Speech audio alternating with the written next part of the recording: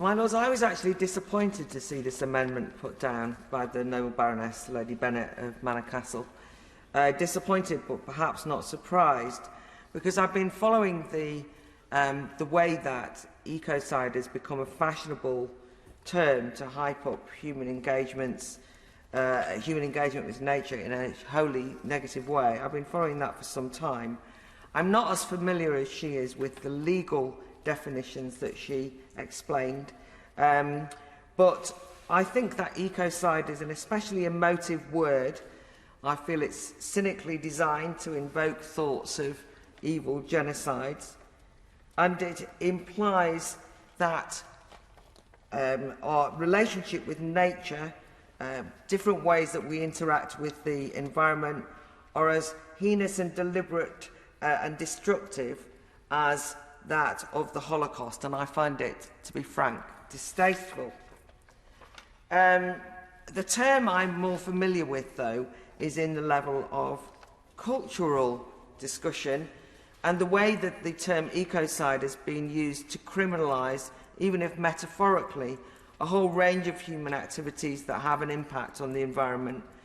And I think that there's an unpleasant misanthropic aspect to this as well, associating human impact with wanton ecological destruction, something I raised in my second reading remarks. Reading the literature on ecocide over the years, I've seen humans described as, and I'm quoting here, a cancer on the environment, a parasite species on the planet, a virus infecting the Earth's body. And this emphasises the negative aspects of human culpability and destruction, rather than seeing humanity and civilization as a source of creative solutions, which I think is more helpful.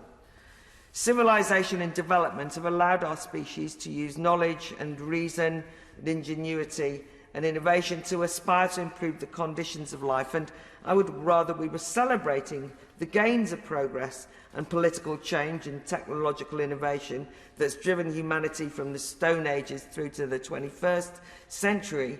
I think these are huge gains that should be celebrated, and yet ecocide and the discussion around it wholly focuses on humanity as an agent of destruction.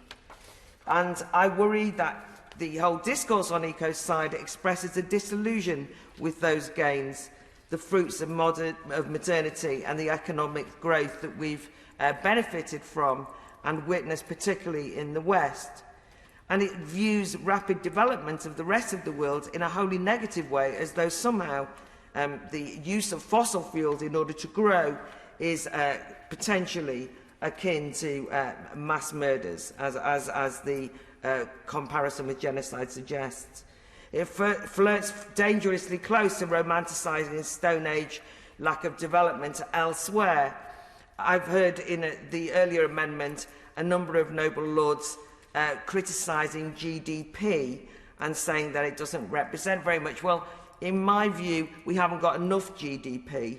I want more of it for the masses of the world, and certainly without GDP, well-being is nigh on impossible, and I worry throughout this discussion on the environment that there's been set up a clash between GDP and economic development and growth with the matters around the environment. Certainly it seems to me that activities typically dubbed ecocide are too easily levelled at countries and people trying to develop to escape immiseration, poverty and hunger, and often China and India and Brazil are discussed in these terms. And I do wonder who will be charged with ecocide. The Noble Baroness Boycott listed off a number of very big bad, in her view, companies, and that kind of anti-corporate, they should be held responsible, they should be blamed for people killed by, and so on and so forth, is something to be familiar with.